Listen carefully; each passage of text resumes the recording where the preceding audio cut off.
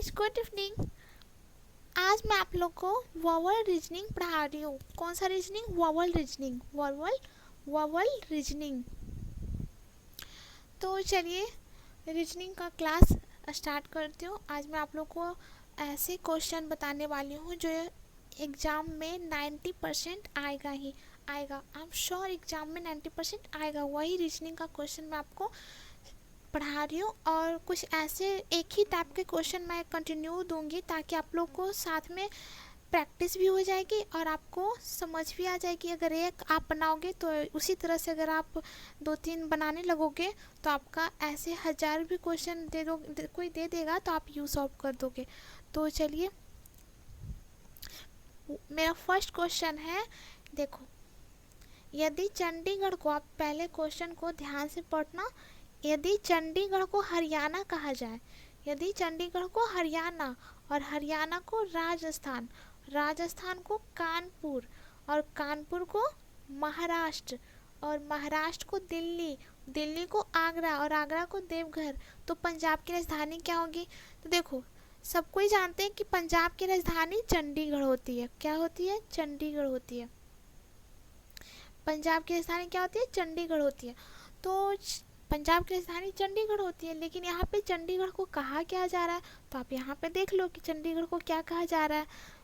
तो चंडीगढ़ यहाँ पे तो बोल रहा है यदि चंडीगढ़ को हरियाणा कहा जाए, तो चंडीगढ़ को यहाँ पे क्या कह रहा है? हरियाणा कह रहा है।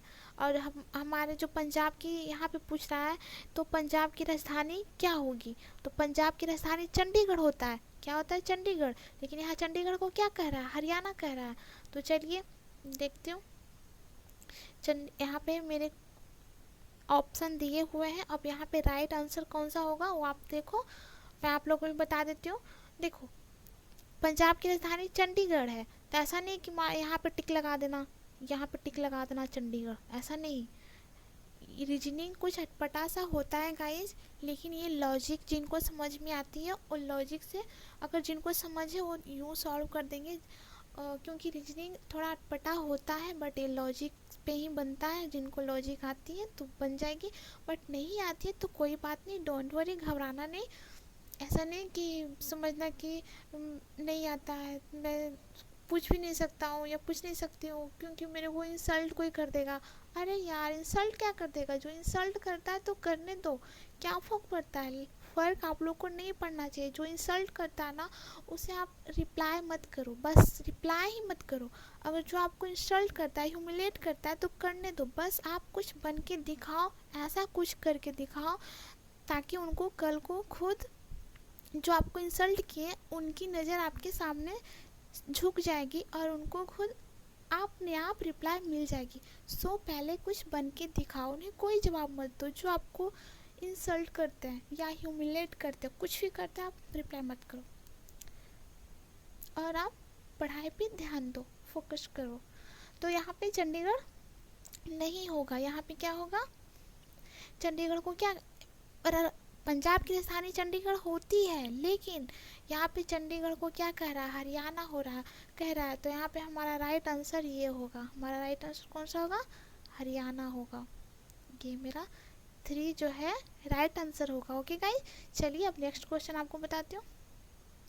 देखो गाइस, मैंने भी कहा कि वोवल रीजनिंग जो पढ़ा रही हूँ आप लोग को, वो मैं एक ही टाइप का आपको 3-4 क्वेश्चन बताऊंगी ताकि आपको प्रैक्टिस भी हो जाएगी। ऐसे अगर आपको क्वेश्चन वोवल रीजनिंग में जो भी क्वेश्चन देंगे तो आप सॉल्व करने में आप लोग को आसानी होगी, प्रैक्टिस भी हो जाएगी और आप इस टाइप के क्वेश्चन सीख भी जाओगे। इसीलिए मैं इसी टाइप का 3-4 क्वेश्चन आप लोग को दे रही हूँ ताकि समझ में अच्छे से आ जाए, इसकी पकड़ भी हो जाए और लॉजिक भी आपको मालूम हो जाए।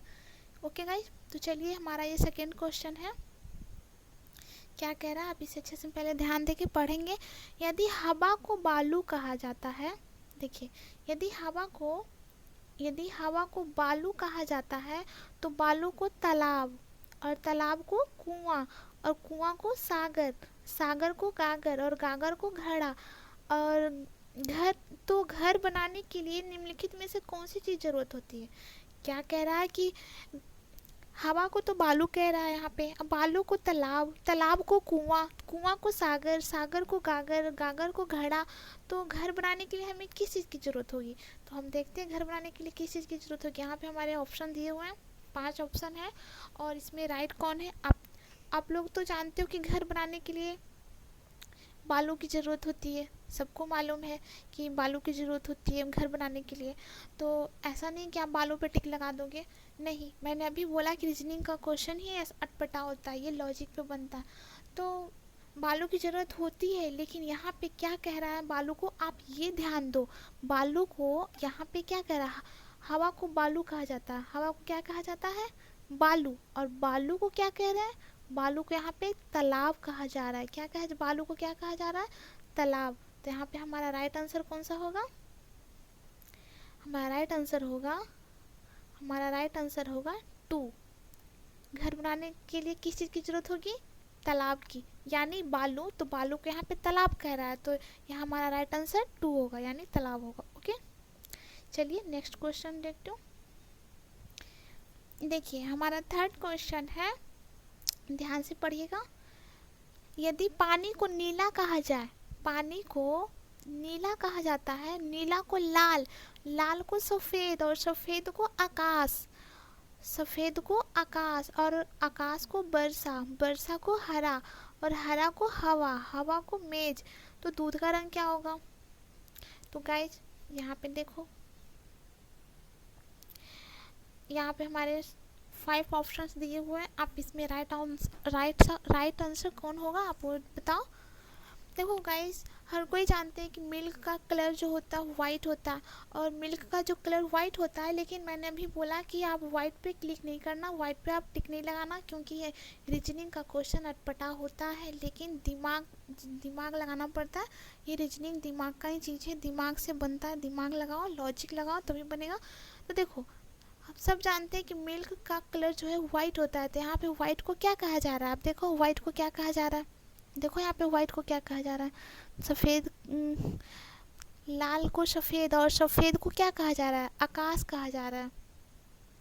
सफ़ेद को क्या कहा जा रहा है? आकाश। जब सफ़ेद को हम आकाश कह रहे हैं, तो यहाँ पे मिल्क का जो कलर है क्या होगा? आकाश। मिल्क का कलर क्या होगा? ये होगा right answer 3। Okay, I hope आप लोग को समझ में आ रही होगी। ऐसे क्वेश्चन आपको मिलेंगे तो आप यूँ सॉल्व कर दोगे, इसीलिए मैं एक ही टाइप का क्वेश्चन 3-4 दे रही हूँ, ताकि आप लोग को अच्छे से समझ में आ जाए और आपको ऐसे क्वेश्चन जब भी मिले तो आपको कोई प्रॉब्लम नहीं होगी। चलिए नेक्स्ट क्वेश्चन देखती हूँ। तो चलिए नेक्स्ट क्वेश्चन थोड़ा डिफरेंट है। अब यहाँ पे क्या कह रहा है, आप लोग ध्यान से देखो। किसी सांकेतिक भाषा में 256 का अर्थ होता है, 256 का क्या अर्थ है? You are good. क्या है? You are good. देखो, यू आर गुड। और 637 का अर्थ है बी आर बैड। एक second, be are bad, be are. और 368 का अर्थ है good and bad, good and bad. तो एंड के लिए कौन सी संख्या उपयुक्त की गई है? तो यहाँ पे जो है ऑप्शन दिया है, यहाँ पे जो ऑप्शन दिया है इसमें राइट कौन है आप देखो और बताओ कौन सा है। तो देखो गाइज, ये थोड़ा डिफरेंट है, मैं आपको बता देती हूँ, ध्यान से सुनना। देखो, इसको मैं थोड़ा सा साइज छोटा करती हूँ, तभी तो मैं